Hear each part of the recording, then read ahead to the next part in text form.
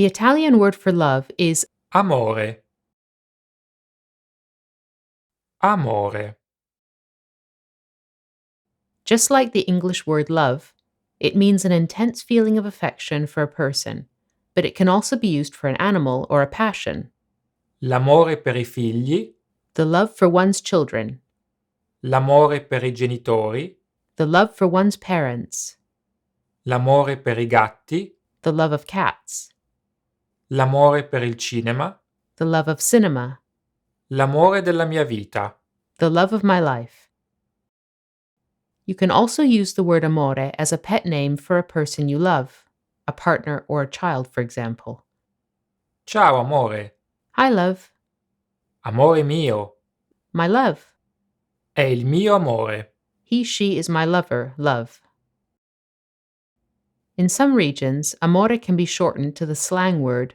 Amo. Allora che facciamo, amo? Andiamo? So, what are we doing, love? Are we going?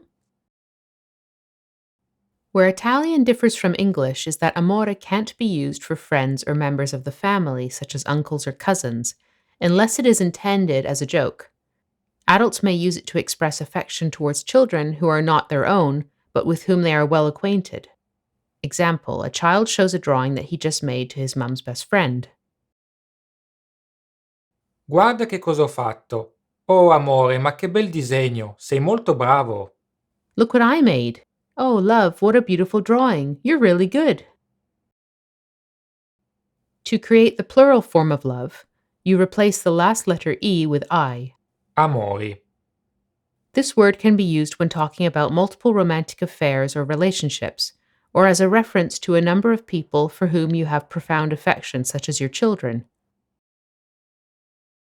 Non ho mai dimenticato i miei amori passati. I've never forgotten my past romances. Siete i miei amori, i miei tesori, vi amo tanto.